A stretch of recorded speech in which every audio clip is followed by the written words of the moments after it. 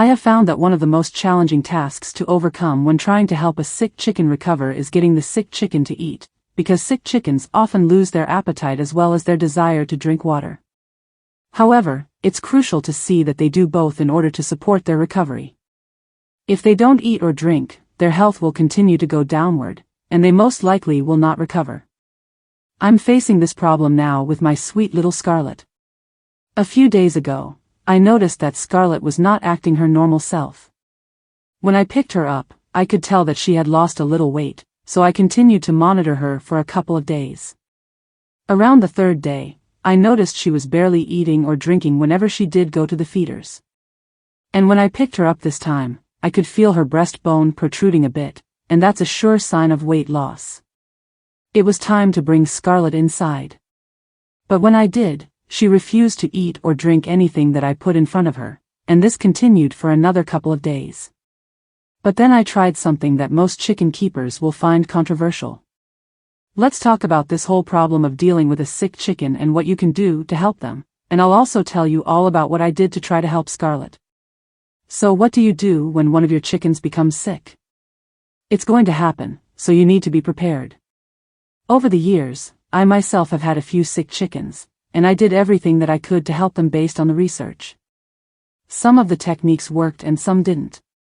In this video, I'll tell you what worked for me as well as what I did when the suggested treatment wasn't working for my Scarlett. The first thing all researchers suggest is to separate your sick chicken from the rest of the flock to prevent the spread of disease, and to monitor its condition closely. Your chicken should be placed in a quiet, stress-free environment with a comfortable temperature and clean bedding. I've found, though, that some chickens tend to get worse when they're separated from their flock mates, and I think that it has to do with the stress of being away from what is familiar to them. So when I see that a sick chicken shows extra signs of stress from being away from the other chickens, and I'm fairly certain that she isn't contagious, I let her stay outside during the day, checking on her frequently, but I bring her in at night so that I can continue to monitor her. The exception to this is when I can see that she is too weak to be left alone without a watchful eye.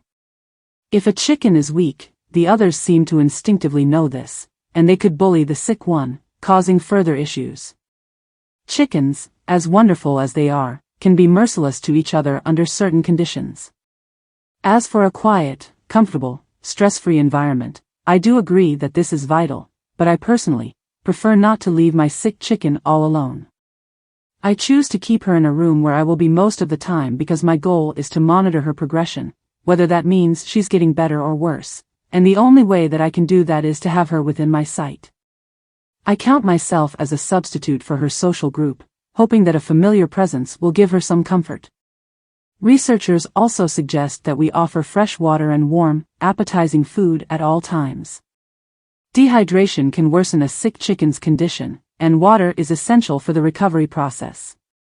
I've seen this happen a few times. I can usually tell when one of my girls is dehydrated because her comb will turn purplish in color.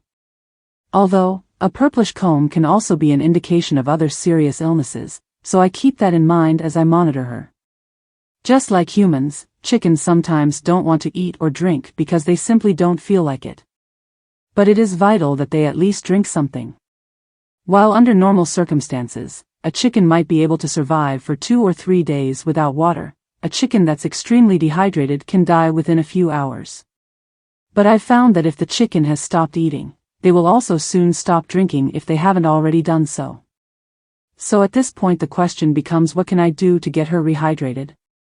If you're unable to entice a chicken to drink liquids on her own, then the only solution might be to administer it with a syringe.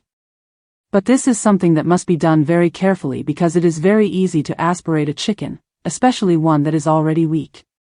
What this means is that the liquid overflows into the lungs, which can quickly cause asphyxiation. And it doesn't take a lot of fluids for this to happen. If you're having the slightest problems administering water to your chicken in this manner, then the safest thing to do is to take your chicken to a veterinarian who can safely administer the proper fluids intravenously, which is a much faster way of rehydrating your sick chicken. Speed is sometimes what is needed because if the dehydration issue isn't resolved, your chicken will die. That's the hard truth of the matter. As for feeding your sick chicken, some suggest giving them enticing foods such as cooked rice, oatmeal, or scrambled eggs. To be honest, I have seldom found this to be a solution for any of my sick chickens. In the case of Scarlett, the only thing that I could get her to eat was raw eggs. I know. This is a controversial topic.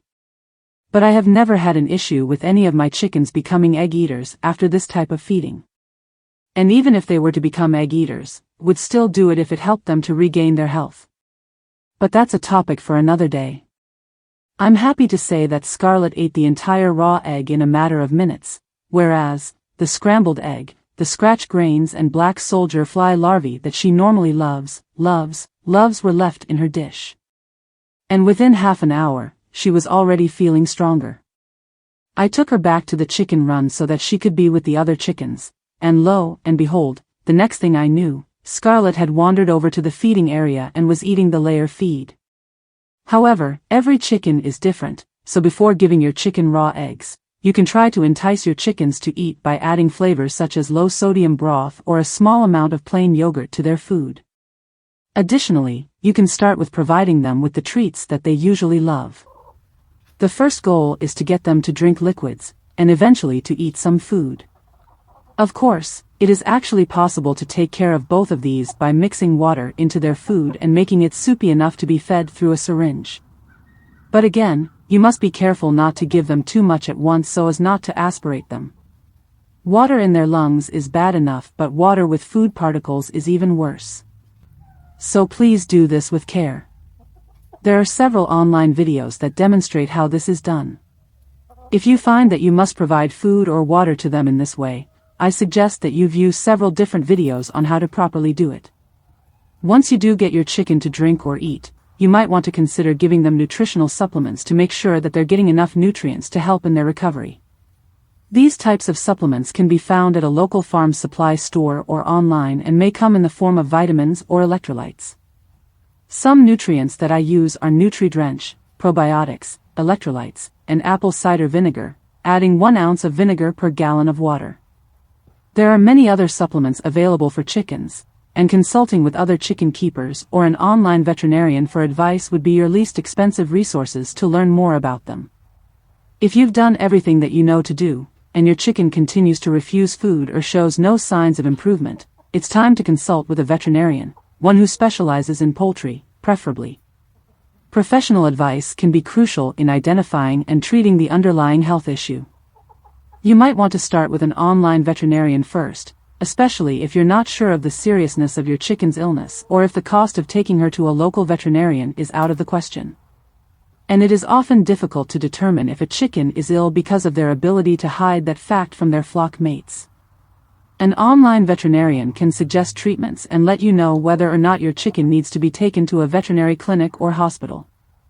Remember that though you're trying to help your chicken by getting her to drink and eat, it's essential to address the root cause of the chicken's illness for a successful recovery.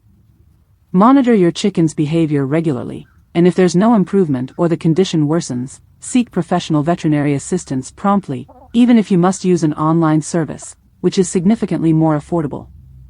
Well, with all this being said, I'm happy to say that Scarlett appears to be better.